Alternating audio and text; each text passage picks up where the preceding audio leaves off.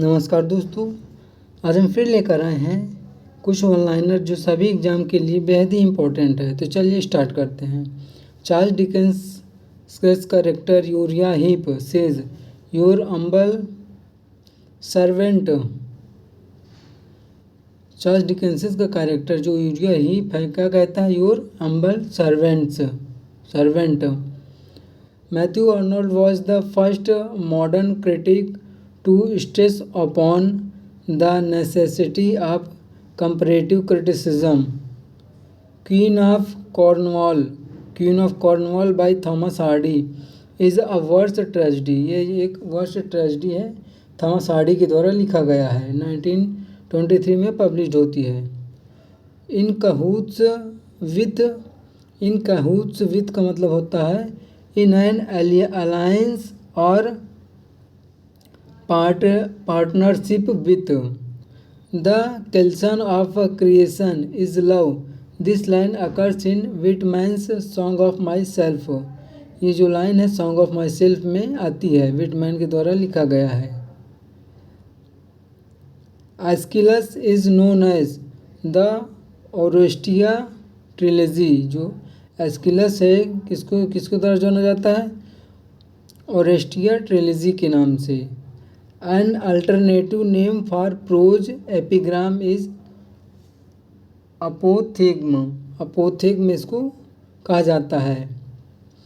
La Belle Dame Sans Mercy, a ballad produced by John Keats. एक ballad है John Keats के द्वारा produced किया गया है।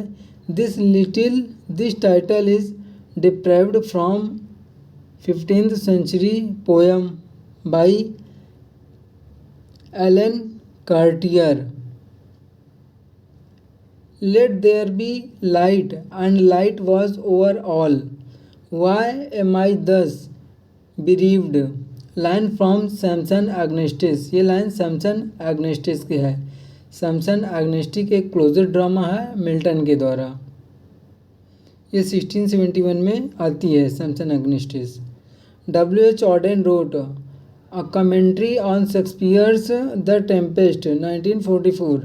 The Sea and the Mirror, commentary on Shakespeare's Tempest, 1944. Dramatic monologue. Stanley Fish wrote Surprised by Sin, The Readers in Paradise Lost. ये कौन लिखा? स्टैनली फिश लिखती हैं। I have suffered with those that I saw suffer. Miranda says this line in The Tempest. 1611 में ये आती है। Act 1 Scene 2 में ये लाइन बोली गई है मिरांडा के द्वारा।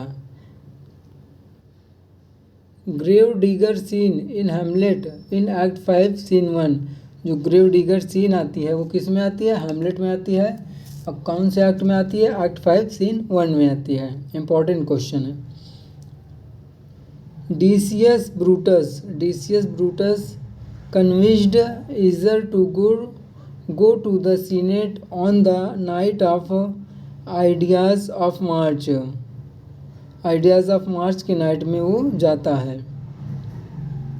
कंसीव्ड करता है मतलब सीजर को सीनेट हॉल में जाने के लिए। William Wordsworth life 1989 written by Stephen Gill. ये स्टेफन गिल के द्वारा लिखा गया है। William Wordsworth a life. T.S. Eliot wrote A Note on the Verse of John Milton, 1936 में ये लिखा जाता है। इन पैराडाइज लॉस्ट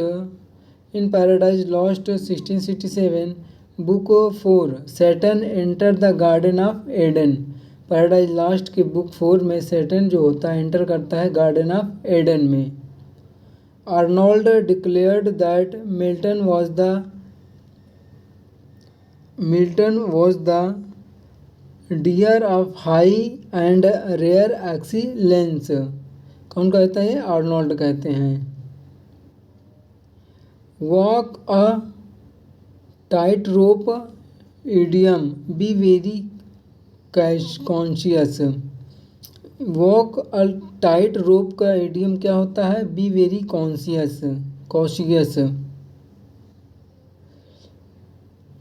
फनिश का मतलब होता है rope, rope. Ambulance to walk.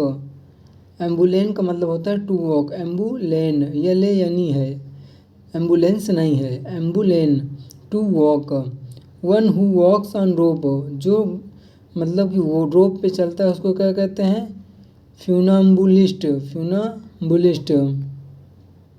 Wordsworth admitted that his verses were a tame imitation of Pope's versification। कौन कहता है? वर्ड्सवर्थ एडमिट करते हैं ये चीज़ कि उनका वर्स जो है वह टेम इमिटेशन ऑफ पोप्स वर्सिफिकेशन। दोस्तों आज तक के लिए यहीं तक, कल मिलते हैं नेक्स्ट वीडियो में, तब तक के लिए धन्यवाद।